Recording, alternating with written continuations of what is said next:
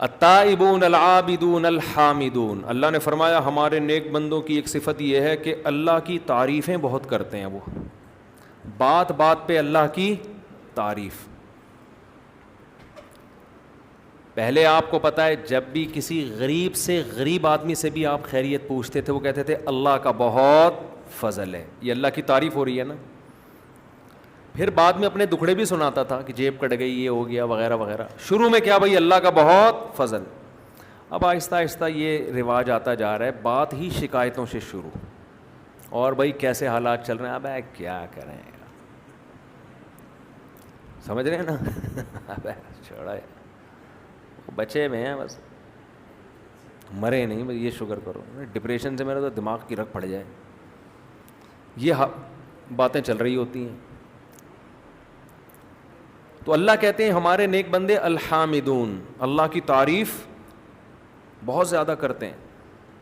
پانی پینے کے بعد الحمدللہ، تمام تعریفیں اللہ کے لیے. کھانا کھانے کے بعد الحمدللہ الذی اطعمنا، خدا کی قسم کھانا کھانے میں وہ مزہ نہیں ہے جو کھانے کے بعد اس دعا میں اللہ نے لذت رکھی ہے.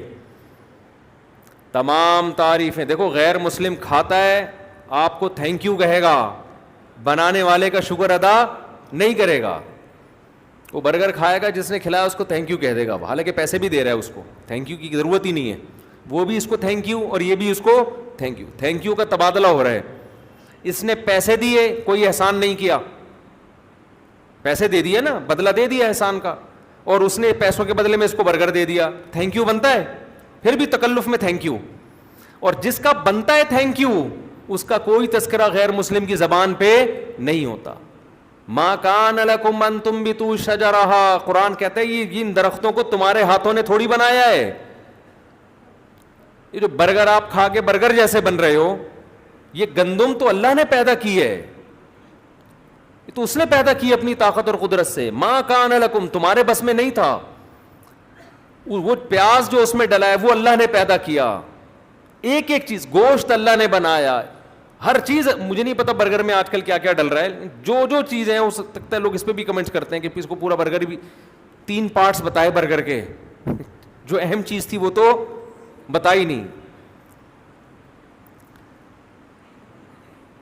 تو ہمیں بس اتنا سائنسی معلومات برگر کے بارے میں پتا ہے کہ برگر کھا کے آدمی کیسا بن جاتا ہے، برگر جیسا بن جاتا ہے. ایسے دباؤ تو دب جائے گا وہ آرام سے. جو پراٹھے کھانے والا ہے اس کو دباؤ گے دبے گا نہیں. وہ سمجھ رہے ہیں نا، بولے گا آگے سے وہ کہ کیوں دبا رہا ہے بھائی تو. صحیح ہے نا. تو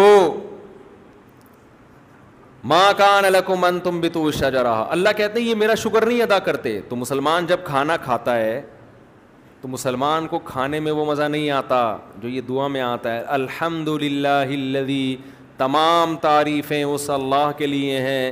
اطعمنا، جس نے ہمیں کھلایا. وسقانا، اور جس نے ہمیں پلایا. اور سب سے مزے کی بات یہ، کھلاتا تو کافروں کو بھی ہے جو اس کا شکر ادا نہیں کرتے. ہمیں یہ دعا پڑھنے کی توفیق دی شکر کی. وجعلنا مسلمین، ہمیں اس نے فرما بردار بنا دیا، مسلم بنا دیا کہ آج اس کی نعمت کھا کے اس کا شکر ادا کر رہے ہیں. یہ اس سے بڑا احسان ہے اس کا. کتنا مزہ. دیکھو نبی صلی اللہ علیہ وسلم جب روزہ افطار کرتے، ذہب الظما، آپ یہ دعا کرتے، یہ بھی اللہ کی تعریف ہے. ایسی خاندانی دعا ہے، ایسی خاندانی دعا. ذہب الظما، پیاس چلی گئی. یہ کس کا شکر ہو رہا ہے؟ اللہ کا. میرے رب نے میری پیاس دور کر دی. وابتلت العروق، اور رگیں تر ہو گئیں. وثبت الاجر ان شاء اللہ، اور اللہ نے چاہا تو روزے کا اجر اعمال میں لکھ دیا گیا. مزے ہی مزے ہیں نا.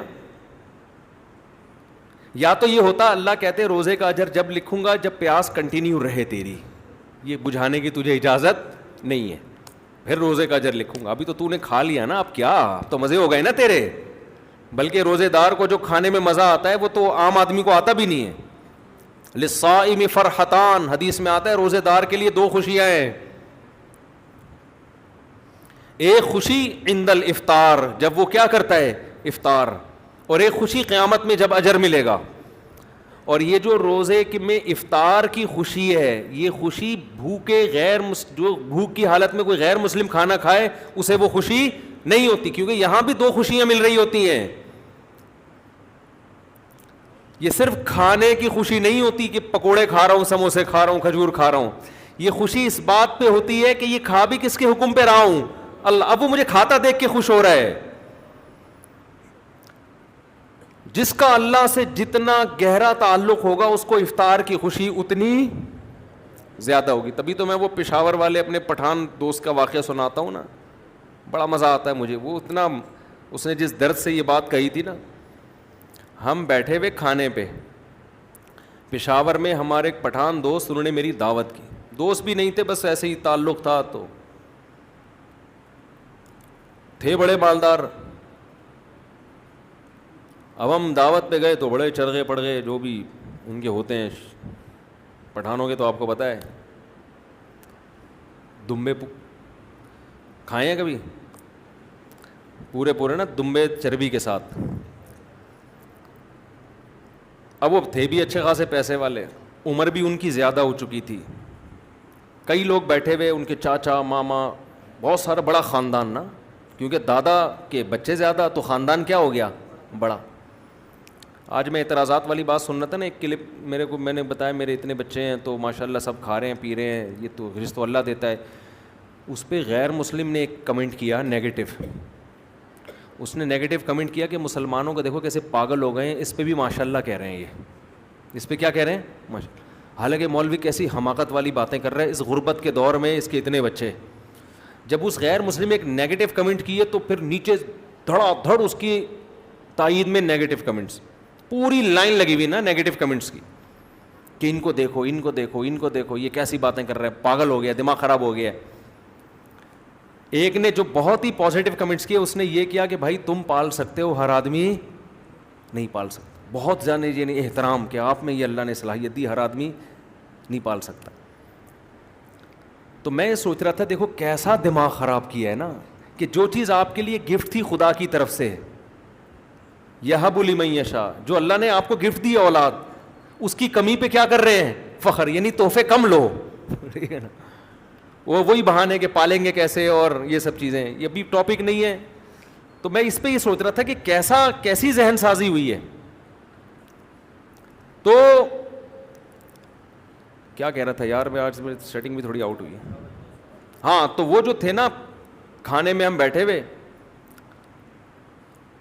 تو بات چل پڑی. آپ کو پتہ ہے جب وہ خود ہی چھیڑ دیتے لوگ, اب آٹو پہ ہو گئے ہیں شادیوں پہ نا, اب میں نہیں چھیڑتا, لوگ چھڑے ہوئے بیٹھے ہوئے ہوتے ہیں پہلے سے, آٹو پہ ہو گئے ہیں نا لوگ. ٹھیک ہے,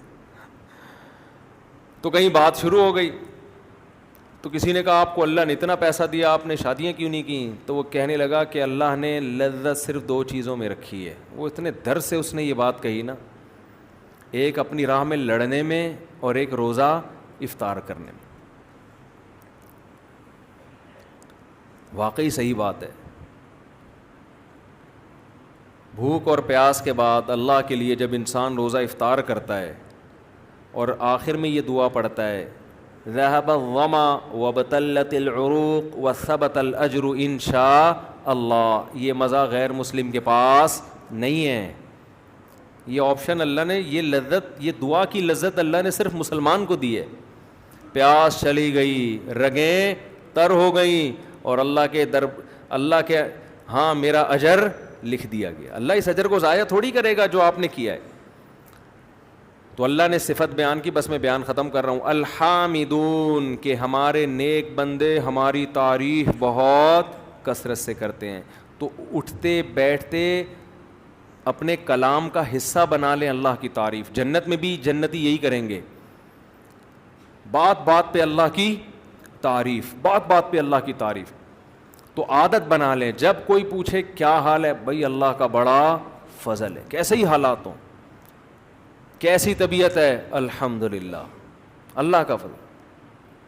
جیسے پیغمبر ہر بات کو کس کی طرف لے کے جاتے تھے, اللہ کی طرف. ابراہیم علیہ السلام کہتے ہیں وَإِذَا مَرِضْتُ فَهُوَ يَشْفِينِ, میں جب بیمار ہوتا ہوں اللہ مجھے شفا دیتا ہے. اب سوال پیدا ہوتا ہے, بیمار بھی تو اللہ ہی کرتا ہے نا, بھائی ہونا یہ چاہیے تھا کہ جب اللہ مجھے بیمار کرتا ہے تو ٹھیک بھی وہی کرتا ہے. بیماری کا کہہ رہے ہیں جب میں بیمار ہوتا ہوں ٹھیک کون کرتا ہے؟ اللہ. وجہ کیا ہے کہ بیمار کرنا یہ کوئی تعریف کا عمل کہلاتا نہیں ہے, ٹھیک کرنا تعریف والا عمل کہلاتا ہے. تو نسبت ٹھیک کرنے کی اللہ کی طرف کی جا رہی ہے, بیماری کی اپنی طرف. جنات بھی بڑے ہوشیار ہیں, دیکھو انہوں نے بھی یہ بات کی سورہ جن میں, انا لا ندری اشر ارید بمن فی الارض ام اراد بہم ربہم رشدا. کہنے لگے بھائی نبی ایک محمد صلی اللہ علیہ وسلم ہے, انہوں نے نبوت کا دعویٰ کیا ہے, اللہ نے کسی کو نبی بنا کے بھیجا ہے, اب ہمیں نہیں پتا کہ زمین والوں کے ساتھ شر کا ارادہ کیا گیا ہے یا رب نے خیر کا ارادہ کیا ہے. نہیں آئی بات سمجھ. کہنا تو یہ چاہیے تھا نا کہ اللہ نے پیغمبر کو, بعض دفعہ اللہ پیغمبر بھیجتے ہیں حجت تمام کر کے عذاب دینے کے لیے کہ ان پر حجت تمام کرو پھر ختم کرو ان کو, تو یہ تو شر ہو گیا نا. تو جنات یہ کہہ سکتے تھے کہ ہمیں نہیں پتا کہ اللہ نے بندوں کے ساتھ شر کا ارادہ کیا ہے یا خیر کا, یا دونوں جگہ اللہ کا نام نہ لیتے, کہتے ہمیں نہیں پتا دنیا والوں کے ساتھ شر کا ارادہ کیا گیا ہے, پیسو وائز استعمال کرتے ہیں فعل مجہول, شر کا ارادہ کیا گیا ہے یا خیر کا. نا نا نا نا, جہاں شر کی بات آئی فاعل کو حذف کر لیا, پیسو وائز کے طور پہ بیان کیا گیا. جہاں خیر کی بات آئی اللہ کا تذکرہ کر رہے ہیں. انا لا ندری, جنات کہہ رہے ہیں ہمیں نہیں پتا, اشر ارید بمن فی الارض, زمین والوں کے ساتھ شر کا ارادہ کیا گیا ہے, ام اراد بہم ربہم رشدا, یا ان کے رب نے خیر کا ارادہ کیا ہے. اس سے پتہ چلتا ہے جنات اتنے ہوشیار ہوتے ہیں. اب آپ بتاؤ یہ عاملوں کے قبضے میں آ سکتے ہیں جو پاگل ہوتے ہیں؟ عامل اتنا ہوشیار ہوتا ہے کہ کلام میں اس کو اتنی تمیز ہو کہ کس کی نسبت اللہ کی طرف کرنی ہے, وہ تو پھینک رہا ہوتا ہے بیٹھ کے, تو اتنی ذہین مخلوق اس کے قبضے میں آئے گی؟ یہ تو بے وقوف لوگ عاملوں پر ایمان لے کر آتے ہیں.